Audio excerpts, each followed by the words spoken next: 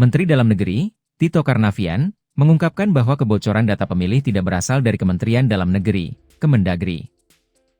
Menurut beliau, insiden tersebut kemungkinan terjadi di Komisi Pemilihan Umum, KPU. Tito menekankan bahwa di Kemendagri, sistem pengamanan data telah diberlakukan dengan ketat dan cermat untuk menjamin keamanan dan privasi data penduduk. Kalau siapkan datanya, beberapa KPUD itu ada nggak punya kantor, ada nggak punya gudang. Nah, itu dipinjamkan, ada yang disewakan, ada yang dipinjamkan menggunakan fasilitas pemerintahan daerah. Tolong kalau bisa ditampilkan data ini sarana prasarana itu. Jadi kita meminta kepada daerah semua bergerak. Inilah angka-angkanya, datanya yang pinjam pakai, kata-kata pinjam pakai itu 209, 37,86% tuh ada KPU yang tidak punya kantor dipinjamkan oleh Pemda. Bawaslu yang nggak punya kantor itu yang dipinjam pakai 232. Itulah bentuk bantuan pemerintah untuk kesuksesan pilkada. Yang berikutnya lagi adalah daftar pemilih potensial. Sudah kita serahkan, total pemilihnya mana? Silakan tampilkan. Ya, inilah total pemilih ya, untuk pilkada serentak 207 sekian. Kami serahkan langsung saat itu kepada Ketua 2 Mei 2024, Pak Hashim Asyari saat masih. Rinciannya seperti itu. Dan ini data ini diberikan dalam bentuk soft copy yang sudah di-encrypt, dan itu sudah di-breakdown semuanya per provinsi, kabupaten, kota. Jadi karena sudah di-encrypt, kalau nggak mungkin terjadi, kalau ada kebocoran, nggak mungkin bocornya di Kemendagri, Dukcapil Kemendagri. Tapi yang perlu diwaspadai adalah kemungkinan kebocoran di KPU sendiri. Gitu. Nah, kemudian data ini oleh KPU dibagikan kepada KPUD untuk melakukan verifikasi lapangan. Dan kemudian kami tetap membantu. Setiap bulan kita tahu bahwa data masyarakat ini bergerak. Ada yang wafat, ada yang masuk anggota TNI Polri nggak memiliki hak pilih, dan seterusnya, pindah alamat. Nah, ini selalu kita update karena kita mendapat input dari seluruh kabupaten kota.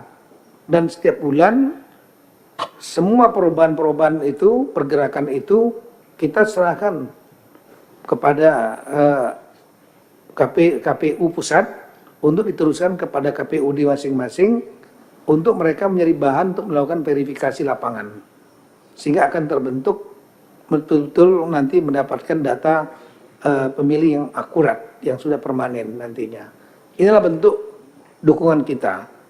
Di samping itu tentu dukungan yang lain adalah membantu melakukan sosialisasi untuk kampanye yang pemilihan yang damai, kemudian juga untuk meningkatkan partisipasi pemilih, ya, supaya partisipasi ini makin tinggi, legitimasi masyarakat siapapun yang terpilih akan kuat. Dan kemudian koordinasi Forkompinda juga dilakukan. Nah, salah satu di awal pemerintahan dan mengantisipasi 27 November, sebagai informasi, salah satu katakanlah quick win Kemendagri adalah mengkoordinasikan dan menyulitkan pemerintahan daerah dengan Forkompinda. Dan ini tanggal 7 November nanti, saya 2 hari yang lalu, saya menghadap Bapak Presiden untuk dilaksanakan acara ini. Itu kita akan laksanakan acara konsolidasi, tapi bukan hanya untuk pemilu, tapi arahan umum dari Presiden kepada seluruh satu kepala daerah, jajaran teritorial Polri, jajaran teritorial TNI, kemudian jajaran kejaksaan, kemudian ketua DPRD, kemudian jajaran KPUD, KPU, kemudian Panwaslu, Badan Pusat Statistik, ya, dan ini akan dihadiri oleh semua kabinet beserta eselon 1, seluruh kementerian lembaga.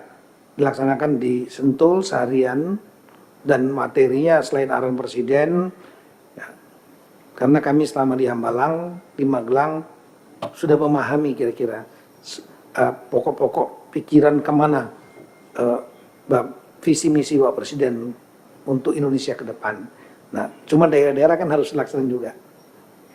Dan ini satu hari ada pengarahan para Menko, kemudian juga ada pengarahan program unggulan Presiden seperti masalah suasana pangan, energi, makanan bergizi, perumahan.